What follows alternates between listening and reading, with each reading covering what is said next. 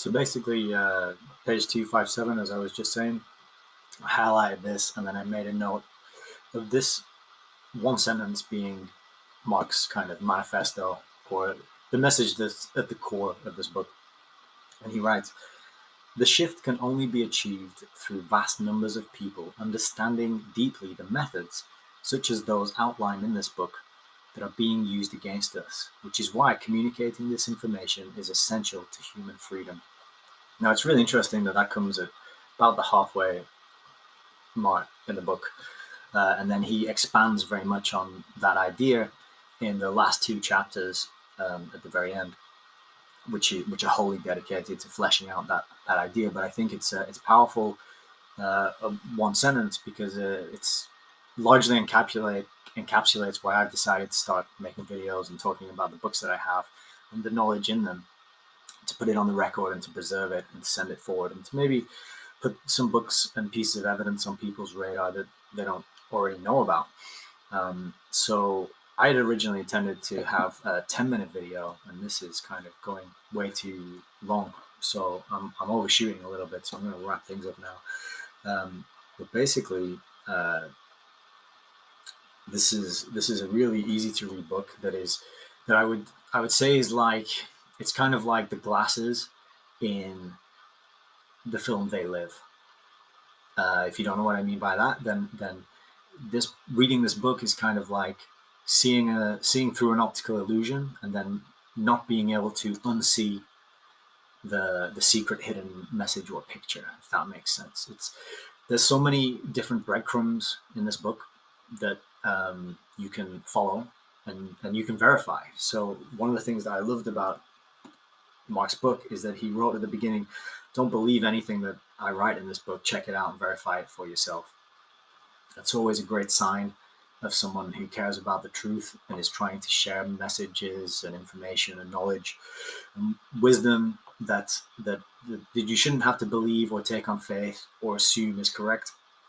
You should go out and check and verify for yourself. And I think it's great that he starts with that caveat.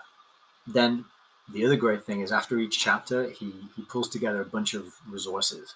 So this could be YouTube videos, articles, blog posts, all sorts of different things, or even like an image that he refers to.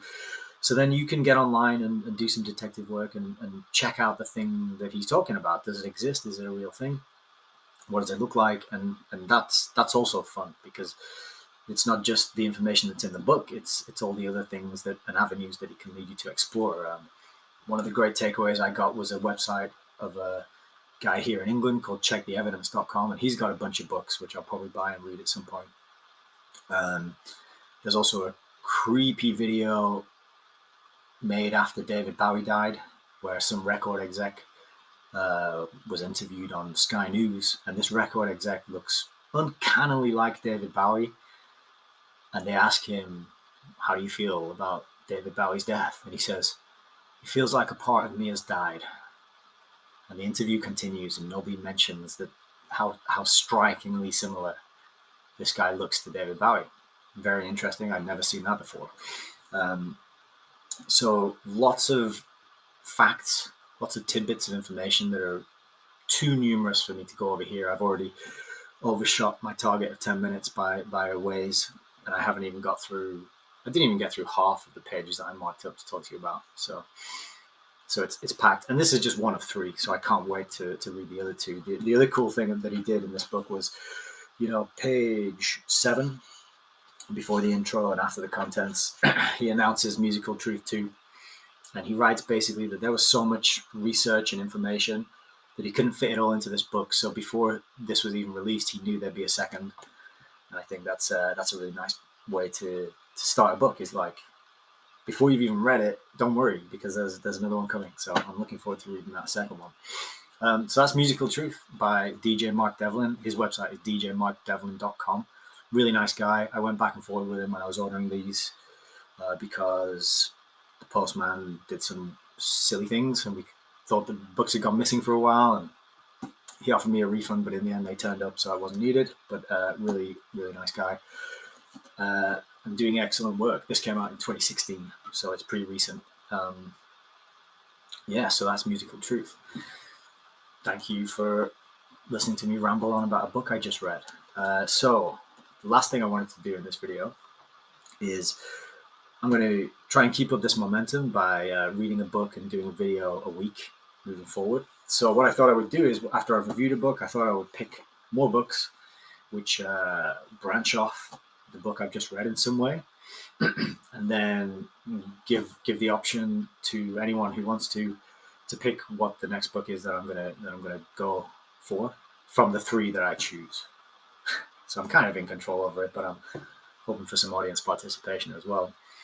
So the three books that I grabbed out of my collection off the back of this, one is, so the first one here is Paperclip Conspiracy by Tom Bauer. I've never read this.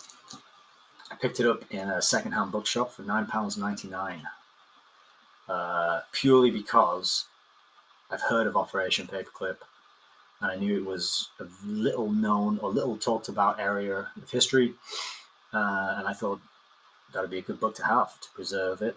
1987, this one came out, so it's a year younger than me. But yeah, that because Operation Paperclip's mentioned in Musical Truth, I thought that could be one that I read next. The second option is The Great Beasts by John Simmons. So this is a biography of Aleister Crowley, the life and magic of Aleister Crowley. Really not a particularly friendly looking dude. This came out in 1971. I thought it was a first edition, but actually this is a kind of expanded edition, published 20 years after the first edition was written and published. So still though, this is 1971, so this book's older than me, and it's been really well looked after. They've wrapped the covers in plastic, and somebody's taken, it seems like somebody's taken a felt tip pen, colored in, the edges of the pages here, I suppose, to make it more scary and mystical and in line with Crowley and what he was into and up to and what he was about. I don't know much about Aleister Crowley, so that would be another awesome one to dive into. So we've got Paperclip Conspiracy, got The Great Beast, and the third one that I thought I might read off the back of this is a Russell Brand book. Recovery, Freedom from Our Addictions. So I've been trying to change a lot of my habits this year. I've had some success, and addiction and habit changing and getting rid of bad habits and bringing in good habits is just a topic that's very close to my heart. Russell Brand, I previously thought was a sort of innocuous, kind of innocent dude. After reading Musical Truth, I now am questioning that. I wonder exactly what he's really about. But he's written a book encouraging people to give up bad habits and get away from their addictions. So that is another one that I thought might be worth reading off the back of Musical Truth. So basically, that is my request, is for anyone out there listening to this who's stuck with me this far, what do you want me to read and talk about next? Put an answer in a comment or a DM, however you like. And that is it for today. Thank you once again for hanging out, and I'll see you and speak to you all very soon. Now I just have to figure out how to stop this recording.